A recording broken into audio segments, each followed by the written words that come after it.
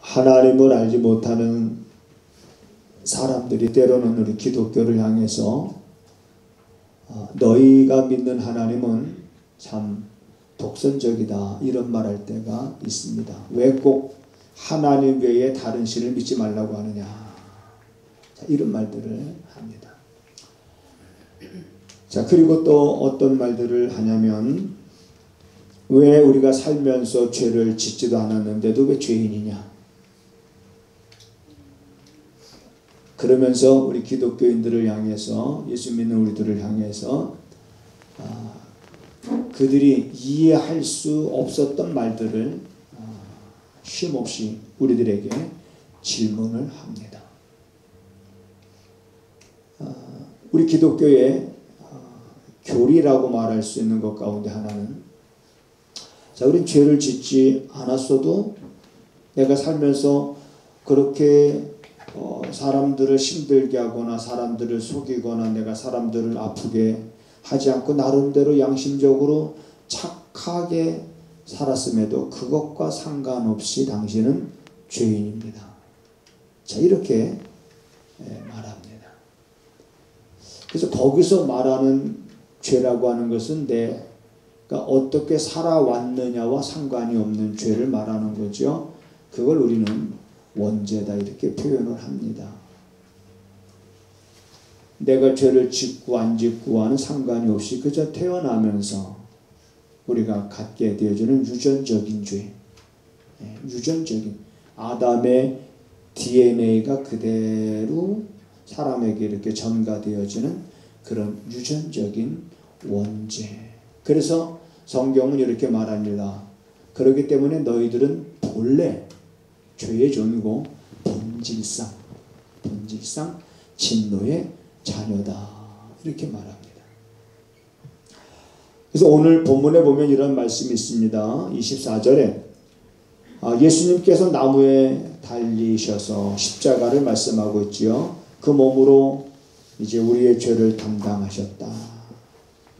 그러므로 인해서 우리들은 이제 죄에 대하여 죽고 의에 대하여 살 수 있는 기회가 우리에게 주어졌다. 우리 이 말씀을 잘 이해를 해야 됩니다. 우리로 죄에 대하여 죽고 이제는 의에 대하여 살게 하려 하심이니라. 죄에 대하여 죽었다는 말은 뭐고 의에 대하여 산다는 것은 뭔가? 그렇다면 나는 정말 죄에 대하여 죽은 자인가? 아니면 나는 의에 대하여 또 살고 있는 자인가? 자, 이런 것들이 어떤 말씀인지를 우리들이 분명히 알고 그런 말씀들을 통해서 우리들의 신앙을 점검해 갈 수가 있습니다. 내가 정말 죄에 대하여 죽고 나는 이제 의에 대하여 내가 이렇게 살아가고 있구나 라고 하는 정말 그러한 자기의 삶의 모습을 우리는 정확하게 우리가 진단할 수가 있습니다. 자, 죄에 대하여 죽고 의에 대하여 사는 사람들에게 나타나는 특징이 있겠죠. 특징이 있습니다. 죄에 대하여 죽고 의에 대하여 사는 사람들에게 나타나는 그 특징, 내가 그렇게 살아가고 있다면, 내게 그런 특징이 있다면 우리는 죄에 대하여 죽은 자이며 나는 의에 대하여 살아가고 있는 자라는 그런 확신을 여러분 가져도 됩니다. 일단 우리 기본적으로 예수로 나의 구주 삼고 성령과 피로서 거듭난 우리 성도들, 예수를 나의 구주라고 고백하고 있는 여러분들에게는 이제 그러한 특징들이 있을 것입니다. 자, 그 특징 가운데 이러한 특징이 있을 겁니다. 내 마음속에 이제 죄의 소원들이 안 일어나진 않습니다. 내 마음에 죄악된 소원들이 내 마음에 생기고 죄의 소원을 품고 죄의 소원들이 내 안에 자꾸 생겨나지만, 그러나 이제는 그 죄의 소원들이 내 안에서 생겨나는 것을 전에는 내가 그대로 살았지만 그러나 지금은 내가 그러한 것들을 다스릴 수 있는 삶을 내가 지금 살아가고 있다면, 자, 이런 것이 하나의 특징일 수가 있습니다. 우리 한 가지 제가 질문을 해볼게요. 이 질문은 지훈이 대답할 수 있는 자격, 지훈이하고 현지하고 우리 정원이하고 시온이한테만 알아맞히면, 오늘 음악회 하는 날인데 목사님이 섭섭하지 않을 정도의 상품을 지우리까지 상품을 주도록 하겠습니다. 굉장히 쉬워요. 굉장히 쉽기 때문에 얼른 손을 들어서 말을 해야 됩니다. 나는 누구일까요? 나는 누구일까요?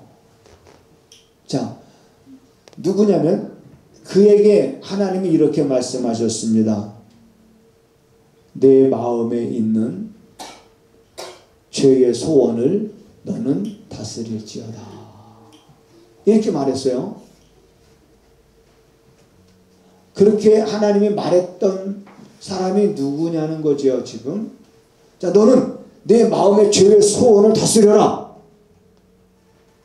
마음에 죄의 소원이 있는데 그걸 다스리지 못하면 큰일 나니까 내 마음에 있는 죄의 소원을 다스려라. 자, 이렇게 말하면 아직 감이 안 오죠? 두 번째는 뭐라고 말씀하셨냐면, 첫 번째는 네 마음의 소원을 다스려라 했는데 그 마음의 소원을 다스리질 못했습니다. 다스리질 못해서 인류 역사상 최초의 살인자가 됐습니다. 가인이요. 가인. 정답이에요. 예. 박수 한번 쳐주세요. 우리 지훈이가 좋아하는 건 뭘까? 이따 로코푸드 한번 가봐야지.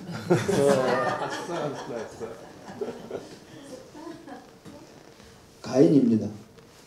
왜 가인이 죄의 소원을 품게 됐냐면, 뭔가 일이 자기 생각대로 자기 뜻대로 안 됐고 하나님이 아벨의 제사만 연락하시고 자기가 드리는 제사는 하나님 연락 안 하시는 거예요. 자, 그러면 우리들은 왜 내 제사는 하나님께서 연락하지 않으셨을까? 그러면서 문제점들을 우리 찾아가서 그 문제를 해결하려고 하는 것보다는 그 결과만 가지고 왜 하나님이 이렇게 차별하는 걸까? 뭐가 달랐을까?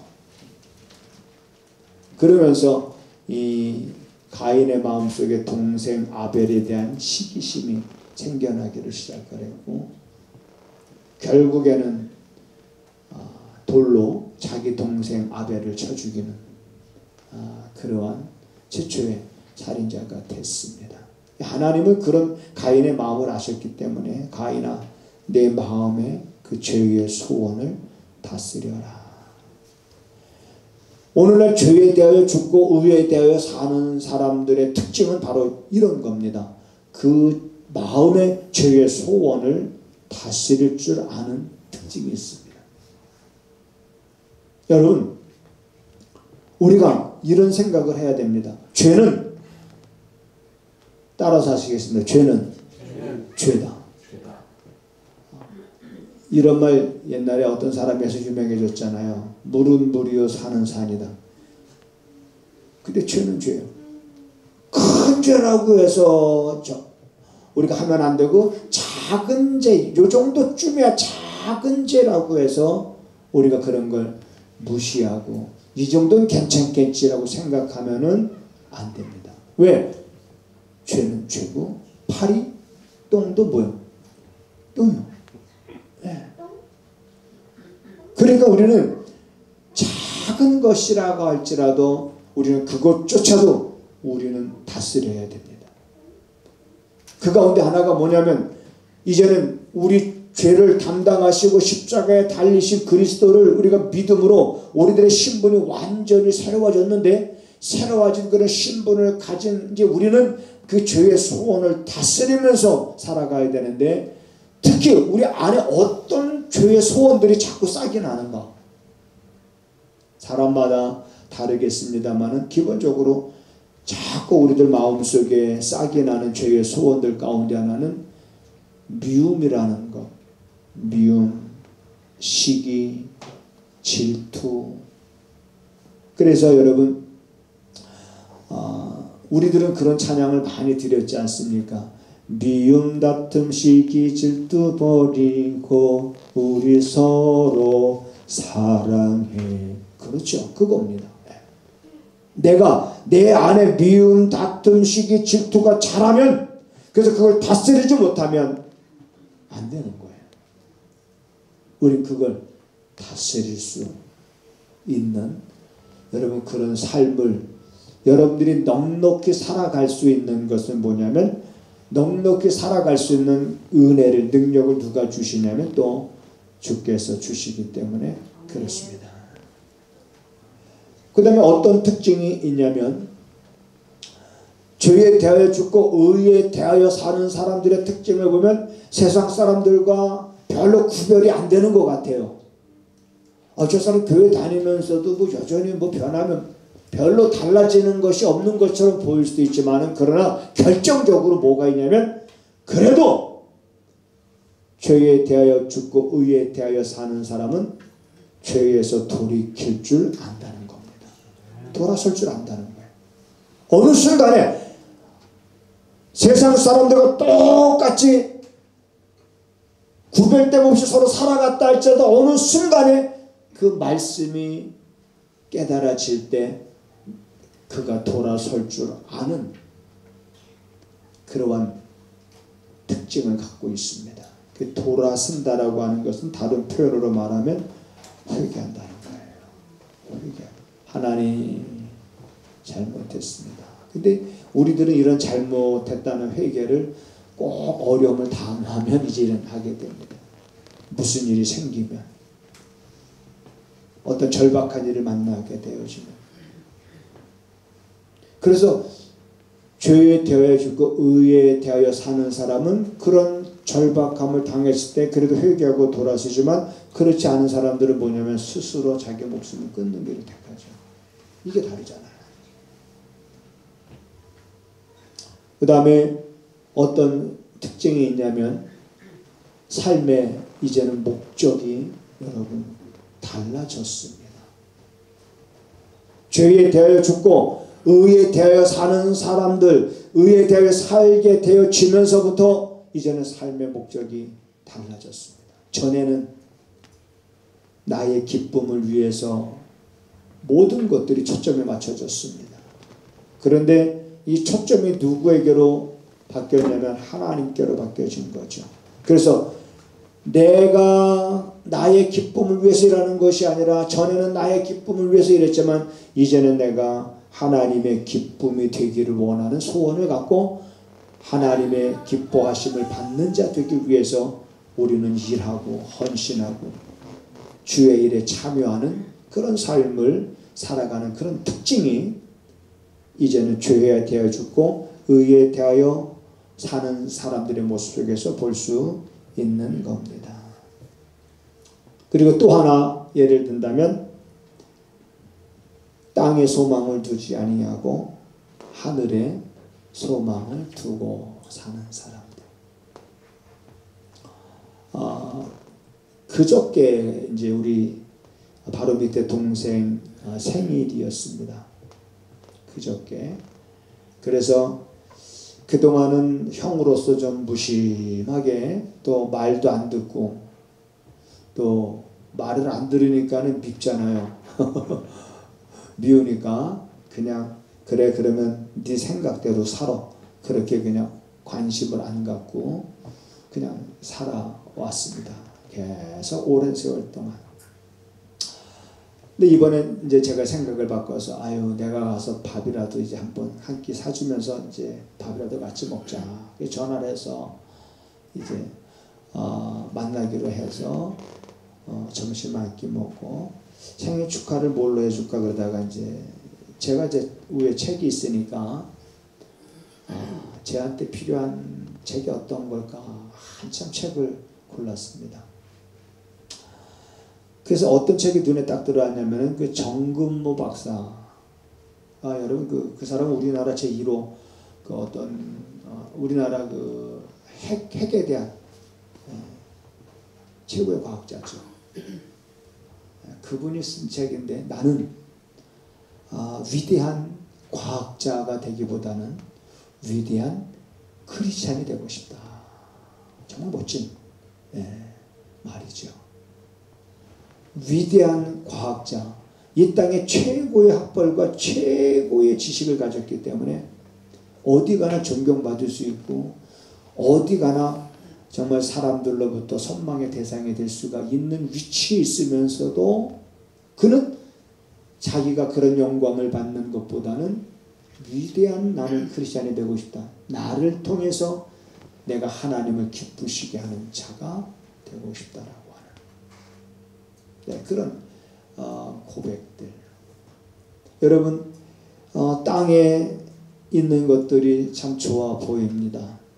그렇기 때문에 우리가 신앙생활을 하는 데 있어서 우리가 살고 있는 세상은 점점점 더 좋아지진 않습니다. 왜? 세상 게 점점 좋아지니까 자꾸 좋아지는 세상 것을 얻으려고 세상에 소망을 두고 살게 되잖아요. 그러니까 세상이 좋아지면 좋아지는 것만큼 우리가 신앙생활하기는 더 상대적으로 힘들어지는 것 같아요. 왜? 포기해야 되니까. 그런데 여러분 포기하고 안 하고 떠나서 이런 겁니다. 자, 음식이 여러분 두 가지 딱 있어요. 당신 이거 먹을 겁니까? 이거 먹을 겁니까?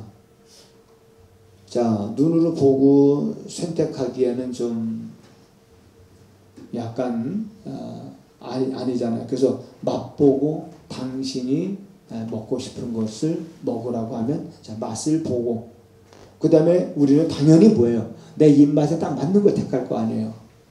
그럼 내 입맛에 맞는 걸 딱 택할 때 입맛에 맞지 않는 것에 대한 미련이 있어요? 없어요?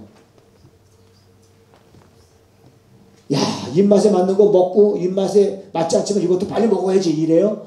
아니잖아요.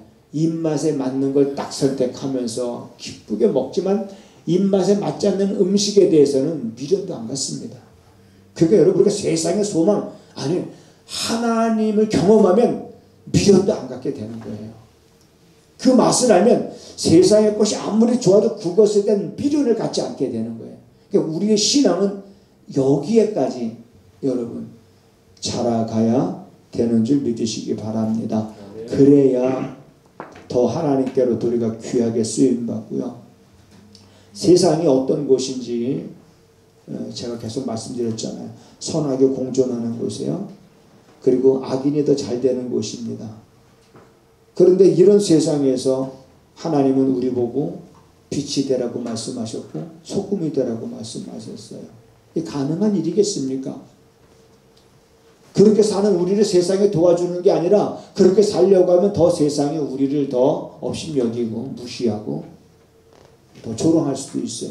그런데 왜 주님은 이러한 세상, 우리 주님은 세상이 어떤 곳인지 잘 몰라서 그런 말씀 하셨냐? 아니에요. 그분은 세상이 어떤 곳인지 아시기 때문에 우리에게 그렇게 말씀하신 거예요. 그래서 우리는 그것을 깨닫고 그 말씀을 잊어버리지 말고 날마다 우리는 그 말씀들을 되새김질하면서 여러분 우리가 살아갈 때 자, 죄에 대하여 죽고 의에 대하여 사는 자의 삶에 비로소 뭐가 맺혀지기 시작하냐면 열매들이 하나, 둘, 셋, 넷 이렇게 그래서 열매가 주렁주렁 열린 그런 삶을 우리가 살아가게 되는 겁니다. 자, 마지막으로 자, 그러면 죄에 대하여 죽고 의에 대하여 산 자의 삶의 특징을 말씀드렸고 죄에 대하여 죽고 의에 대하여 사는 자가 그러면 조심해야 될 것들은 뭐가 있을까? 우리가 다 아는 거지만 정말 우리가 조심해야 될 것들. 한 가지 물어볼게요. 우리가 세상에 살면서 가장 조심해야 될 것이 있다면 뭐가 있을까? 하나씩만 얘기해 볼까? 우리 현지부터 현지 정은이, 우리 시온이, 우리 지훈이, 지율이는 어디 갔어? 뭘 조심해야 돼, 지율아? 차, 그렇지. 차 조심해야 돼. 얼마나 교통사고로 사람들이 많이 죽어가는지 몰라. 자, 그 다음에 시연아, 뭘 조심해야 돼? 너무 고차원적으로 얘기하려고 하지 말고, 그냥,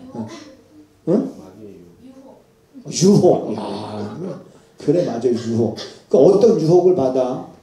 우리 지훈이는 여자친구가 자꾸 놀러 가지? 그런 일 없어? 응? 그 유혹을 받으면 자기도 모르게 엄마 아빠한테 거짓말을 하게 될까 안 하게 될까? 하게 되지. 그러니까 유혹 조심해야 되는구나. 또 뭘 조심해야 될까? 자, 우리 정훈이 하나 얘기해봐. 사람, 야, 맞아. 사람 조심해야 돼. 그 다음에 돈 조심해야 돼. 맞아. 정말 우리가 조심해야 될 것들 다 나오는구나. 그 다음에 시온이야, 뭐 조심해야 될까? 사람이라고 말하려고 했는데 앞에서 말하니까 똑같이 오네. 사람. 자, 지금 얘기한 대로 지금 우리 아이들이 말한 거 다 조심해야 됩니다. 개도 조심해야 되고요. 불도 조심해야 되고요. 다 조심해야 돼요. 그런데 우리가 더 조심해야 될 것이 있어요. 뭐가 있냐면 우리가 살아가면서 정말 조심해야 될 건 내 양심이 하나님이 우리에게 주신 이 양심이 무뎌지지 않기를 조심해야 돼요.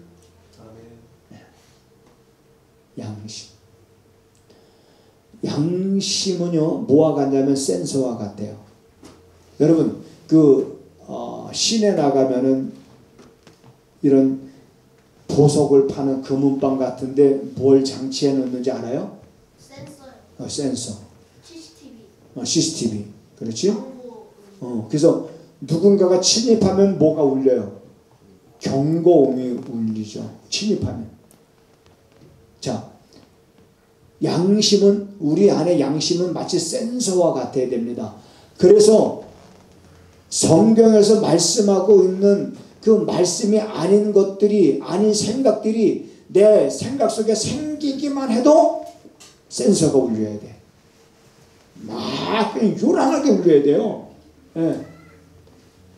요란하게 막 울리면 벌써 우리 이건 아니로구나. 그런데 센서가 고장이 나면 울리질 않습니다. 그래서 성경에 보면 사람의 양심은 변해요. 변합니다. 양심이 안 변하면 좋을 텐데 양심이 변해서 무뎌지기도 합니다. 우리가 거울을 보면 거울이 지저분하면은 내 모습 보는 것이 막 잘 안 보여요. 내 모습이. 근데 거울이 깨끗하면 내 모습이 선명하게 잘 보입니다. 거울을 깨끗이 닦듯이 우리 양심은 세상에 살면서 자기도 모르게 더러워져요. 사실은. 그러나 우리는 날마다 말씀을 묵상하면서 말씀을 묵상하는 일 자체가 뭐냐면 우리 양심을 닦아내는 일을 하는 거예요. 하나님이 인간에게 양심을 주신 것은 우리에게 주신 자유라는 것, 그 자유를 잘 활용하도록 양심을 주신 거예요. 그래서 세상에 법이 없어도 우리 양심 자체가 법이 되기 때문에 사람들은 하나님이 주신 자유를 잘 사용할 수가 있는 거예요. 양심에 꺼리끼면 안 하고. 그래서 우리 양심이 그런 기준이 법이 돼서 그래서 그거를 우리가 날마다 세척을 하니까 깨끗해지는 거잖아요. 그 양심이 깨끗해지니까 예수 믿는 사람들이 저한테 그런 얘기를 합니다. 어떤 사람이 목사님 신앙생활하기가 더 어렵대. 양심이 깨끗해지니까 전에는 이만큼 거짓말해도 양심의 가책을 안 받았다는 거예요. 왜? 그 정도 거짓말 안 하고 사는 사람이 없으니까. 여러분 세상에 거짓말 안 하고 사는 사람이 있겠습니까? 근데요 있습니다. 정말 예수를 정말 제대로 잘 믿는 사람들. 그 양심이 깨끗하게 세척되어 있는 사람들은 정말 거짓말을 했다가도 금방 돌았습니다. 순간적으로 거짓말했어.